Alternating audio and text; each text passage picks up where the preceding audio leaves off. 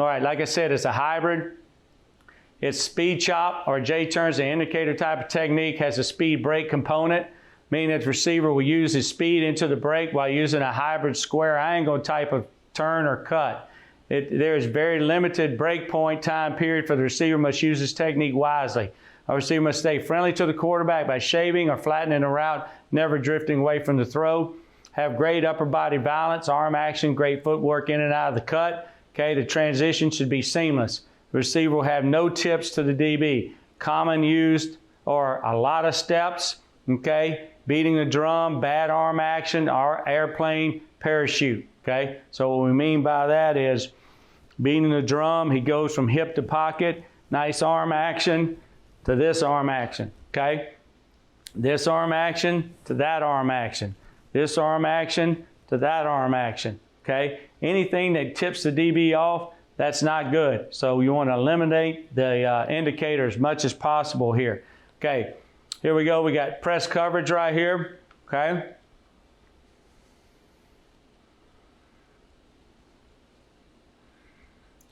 Okay, so we're saying a speed chop.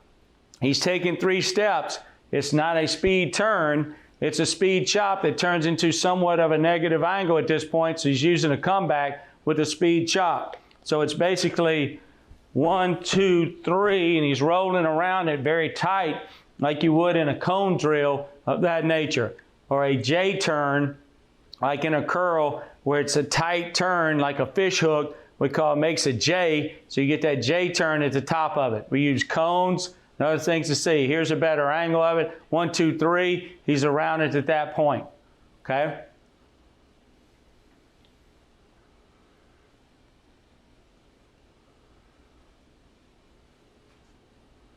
Okay, there's a different angle of it here.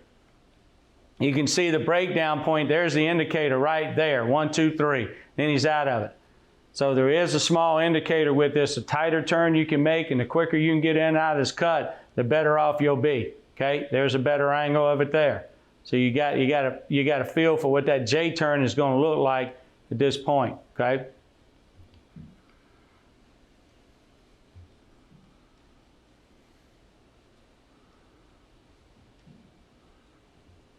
Okay, we're looking at the slide here. Right here, you see the release. That's actually wipers there. Okay, 2-hand wipers.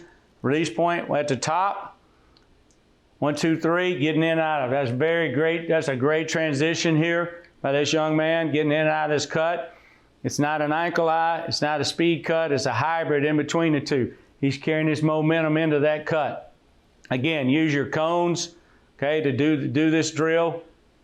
Anything, cones are great for this one because you can work inside or outside with them, okay?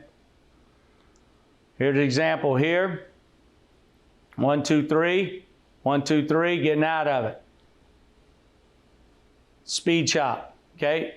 At the top of your route on the dig, it's used too. Really a lot on the end cuts. Both these cuts, the comeback and the dig, are the two most common besides the curl. Some guys can ankle out of the curl or negative angle that, some can't.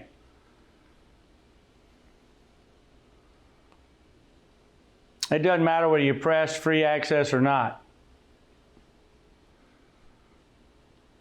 Okay, so here's a speed chop at the top. Speed chop at the top.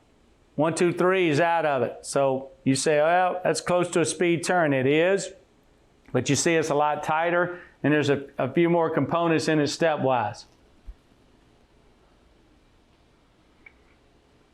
You're breaking down a little bit on the speed chop, whereas on the speed turn, you're keeping that nice, even momentum. You see he's breaking down. I don't like where his lower hands are. They're below his waist, but I like his feet, okay?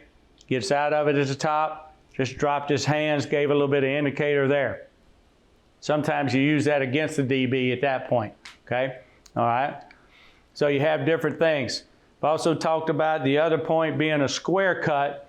A square cut is where you're going to ankle out and actually run across. I'm going to combine this in here since we're here, okay? So at the top, you're making a dig cut, a basic cut, 5-yard in cut, maybe it's a 5-yard out cut. Same thing. You want to ankle out this one though, okay, and put it on that way. So you get to the top of your break, You want to break down square. This is like a rocker step where you plant, then drive off that inside foot if you're going inside as opposed to the other way. So we're getting there. Okay, that was a shot of that. I'm jumping around just a hair. This would be a J-turn. We're getting around the curl part, outside foot hitch. You want to separate that in a 3-step. Okay, so I've got some drills that are both ways with this.